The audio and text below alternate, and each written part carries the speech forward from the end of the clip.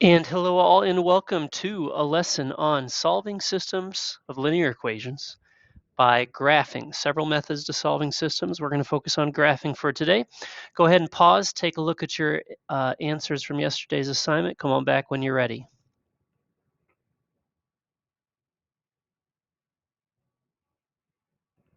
Simply pause the video, check your answers, and then move on.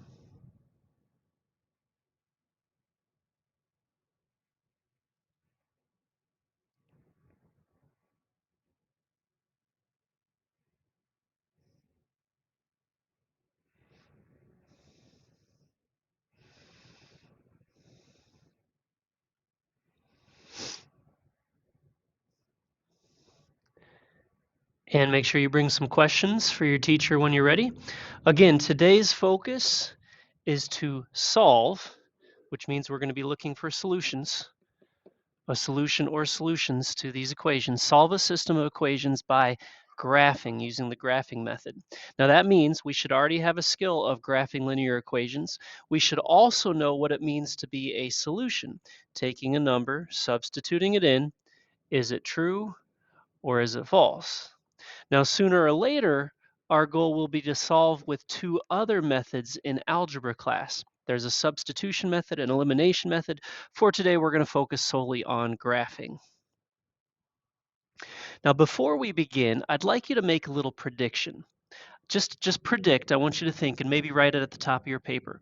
What would a system of equations look like? What would two lines look like if they have no solution? You might say two lines would look like blank if they have no solution. Make a prediction. What would two lines look like if they share one solution? Again, you could make a prediction by filling in the blank. Two lines would have one and only one solution if they blank. Last but not least, what would it look like for two lines to have infinitely many solutions? I'm going to ask you to pause the video, just make a little prediction. Please write it down. It's okay if you write it in pencil. It's okay if you make a mistake. That's what we're about to learn. Make a prediction, pause the video, come on back when you're ready. All right, folks, so onward to notes. Today we're going to take notes on graph a system of linear equations. I'm going to make this a little bigger. I might have to make it like this. We'll see. All right, let's first fill in the first few blanks. To solve a system of linear equations by graphing, we must graph each equation on the same coordinate plane and find the point where the lines intersect. Now, let me give you an example of that. Now, anytime you're taking notes, you're welcome to pause, fill in your notes, and come on back. Or you can listen and process and think through all the notes and then pause the video and write them all down. Let me go ahead and start with this first equation. Y is equal to 1/2 x plus 4. Now that plus 4 tells us our starting value, and so we go up positive 4 and place the first point on the graph. Then 1 to 2, both being positive, goes up 1 and right 2 and up 1 and right 2, or we could go down 1 and left 2 and still have a puff puff positive slope. Make sure when you draw your line all the way through it that you point out just because our graph stops doesn't mean the number of solution stops for that equation. Now, onward to the next equation, where now we have a y-intercept of -1. I'm going to go ahead and put that on there. But our slope needs to be a rise over a run. We can simply put a 1 there. After all, -2 divided by 1 is still -2. Now we have a rise, or a fall, I should say, of -2 down and +1 to the right, -2 down and +1 to the right. Or, yes, we could obviously go up and left and still have a nice negative slope. So up 2 and left 1, up 2 and left 1, up 2 and left 1, and then we can draw our line all the way through those points. Now we're looking for the point where the lines intersect. They all have lots and lots of solutions, but is there one point that is a solution for both? And as you can see, it appears to be a nice big purple point right there. Now, what is that point? What does the x value have to be? What is the y value? It would appear that x is -2 to the left and y is +3 up. Remember that when you're doing Ordered pairs, x comes before y. All right, so now what we can do is we can prove it, check this estimate, check this possibility by replacing all the x values with -2 and all the y values with +3. So anywhere I see an x, instead of writing a half times x, I'm going to write a half times -2. Instead of writing -2 times x, I'm going to write -2 times -2. And of course, anywhere we see a y, we can substitute in +3. And ultimately, our question is true or false. Does this in fact work for both, or is it only good for one of them, or for neither of them for that matter? So we use our order of operations. Half of -2 is -1. -1 plus 4 is 3, and 3 equals 3. That is a true statement. Meanwhile, we go off to the other side, where -2 times -2 is what? That would be a +4, and 4 minus 1 is what? That'd be a +3. And once again, we have a true statement. So we have just proven that the coordinate x, that when the coordinates are x of -2 and y of +3, it will work for both. Remember, a solution is a number or numbers, in this case it's two numbers, an x and a y, that makes a statement true. So to your prediction, what does it look like to have one and only one solution? Well, two lines will intersect at a point if they have one and only one solution. What would two lines look like that have no solutions? Well, if they have no solutions, those two lines are parallel. In other words, they will never intersect. And finally, infinitely many solutions. I'm sure it comes as no surprise. If two lines are right on top of each other, they have billions and billions and trillions of points that they share in common. In other words, there are infinitely many solutions. Now, what I'm going to encourage you to do is take your notes. There's a cut here part. So if they're not already cut, please go ahead and cut them, fold them up, and I want you to draw your own. You're going to make your own example of two lines that have one and only one solution. Then you're going to fold up the middle part. What do two lines look like? Draw two lines that would have no solution. Then you're going to fold up the right part. What would two lines look like that have infinitely many? You're welcome to use different colored pencils if you want or not. Then let's go ahead, pause the video. I want you to draw your own examples. Come on back when you're ready to start up the guided practice. All right, so we just went through our prediction. Two lines have no solutions if they are parallel. In other words, if they never intersect. They're never going to be true for both. Two lines have one solution if they intersect at one and only one point.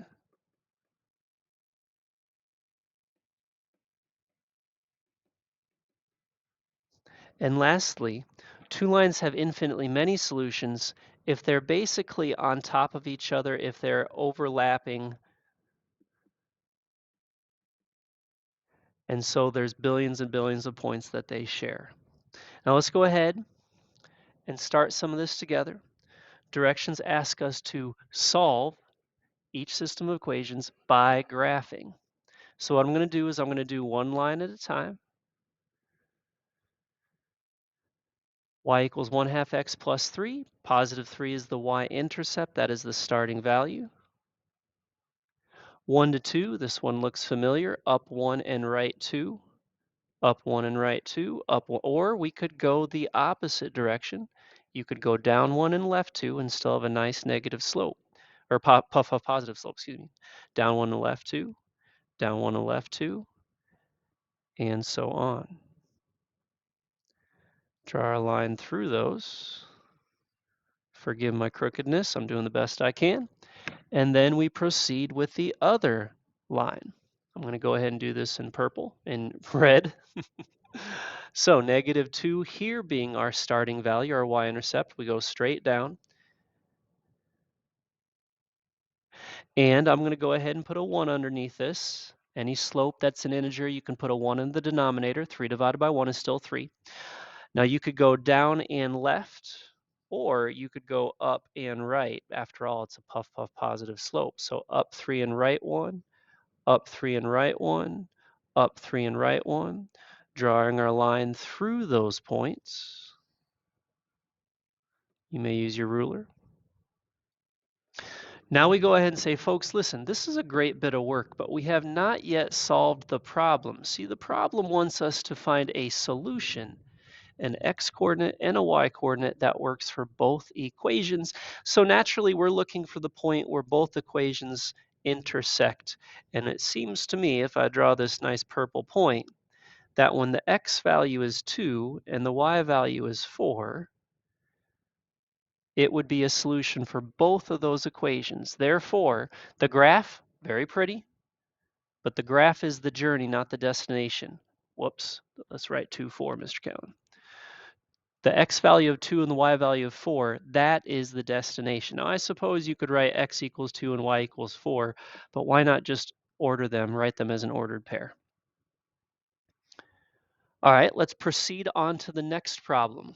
So this is where I'm going to encourage you to pause often. I'm going to ask you a question, pause, do it yourself, and then come on back. So for instance, I'm going to ask you first to go ahead and graph the following line, y equals 1/2 x minus 4. Pause the video, come on back when you're ready.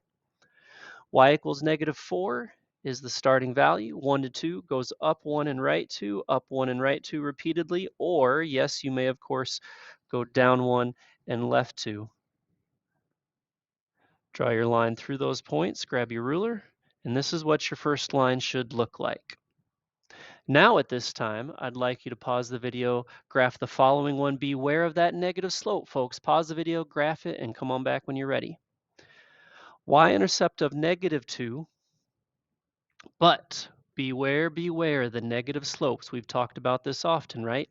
In fact, many of us have written this.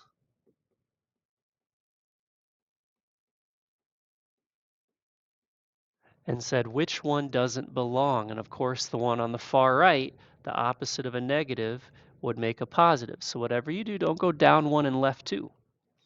We may go up 1 and left 2, up 1 and left 2, up 1 and left 2, and so on. Or you may go down 1 and right 2. Down 1 and right 2, down 1 and right 2. Repeatedly, draw as many points as you can. The more points, the straighter the line. The more points, the more likely you are to find. You know what we're finding, what we're looking for. And that is the solution to both equations. In other words, where is the blue meeting the red? Where is the purple? And so in this case, +2 to the right, -3 down. If you took x and you substituted in 2, and you took y and you substituted in 3, both of these are going to be a true statement. Now at this point, I'm going to stop the video so you can start working with partners.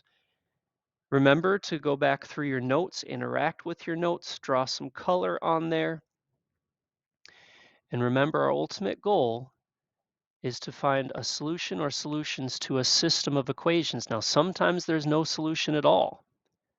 Many times there's one and only one point where those lines intersect. And finally, there might be a time where the lines are overlapping, they're always meeting, and therefore there would be, instead of writing 2, 4 or 2, -3, we would write infinitely many solutions. All right, folks, that's what I have for today. Head on to your homework and let's grow.